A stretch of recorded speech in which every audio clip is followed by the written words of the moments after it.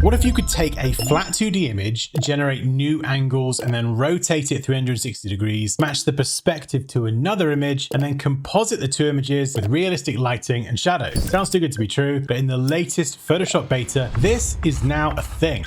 Right, so we're in the Photoshop beta, and you can grab this from the Creative Cloud app. And you can see I have a surface here, and I have a room background out of focus as well, and I've got my mug layer. Now, this is obviously pretty massive. So the first thing I'm going to do is I'm going to convert this to a smart object so I can adjust the scale and not have to worry about any loss in quality. Let's scale this down because it's just ginormous. It's ridiculous. So let's try and roughly match the scale of how big this mug should be, and we'll place it on the table. And this might look okay, but what we can do with the new rotate object feature is go to edit, and we have the option rotate object. Give it a minute to do its thing, and then we can grab these control points here and we can drag left and right. And this is kind of similar to the turntable feature in Illustrator, and we can go up and down as well. So Photoshop is using generative AI to guess what the inside of the mug looks like and the bottom. Now you can see it's not perfect, but it does a pretty good job. It's rendering this with a low resolution preview while we're working with it. So if you think this looks a bit rubbish now, don't worry, when we finalize it, it will look better. So we could do something like this, and we could have the mug up in the air. I think for now, actually, I'm probably gonna just straighten it out and put it flat on the surface. So let's just adjust the rotation. There we go. Now we can also rotate this as well. You can see the bounding box changes, and we can quickly rotate it like that to straighten it out. We can also adjust the perspective by clicking here as well. So obviously we need to try and match the perspective of the image. That looks a bit weird. So I think maybe for this image, we'd probably land somewhere like this, and then maybe just tilt it down a bit just so we can see the top of the mug. This might take a little bit of tinkering to get right. Yeah, maybe something like that. And then we can try scaling it down, and let's make sure it's central. And you can see it's hidden the original smart object, and we now have a rotate object layer. And if you want to work with a bit more specificity, then you can enter specific values here for the rotation and the perspective as well. Now I'm pretty happy with that. Let's press return first to set that transformation. You can see it's going to enhance the rotated image, so we get that draft preview so we can work with it quickly, and now it's going to make it look a lot better. Okay, there we go, much better. Now let's go and turn on the contextual taskbar, and what we can do is we can go back and we can click here to continue editing it further, or we can click harmonize. Now if you are like me and you're not using the contextual taskbar all the time, you can go and find harmonize. So we can go down and we can select it here, and what this is going to do is quite literally try and composite this image into the scene in one click, and this is going to do lighting and shadows. It is pretty insane. So we're going to give it a click and give Photoshop a minute to do its thing, and we'll see what it does. And there we go. So that is our first version, and we can click here for our second and our third, and we can keep generating additional versions. I think I really like this one. So we've got a really definitive shadow. You can see it's adjusted the lighting on the mug as well, so it all makes sense. And then you can go ahead and build on this if you want to work on the shadows or whatever a bit more. And then just to finish this off, what I'm going to do is create a new layer, and you can see up here I've got one of my smoke brushes ready to go, and I'm going to quite literally just stamp in some smoke, steam.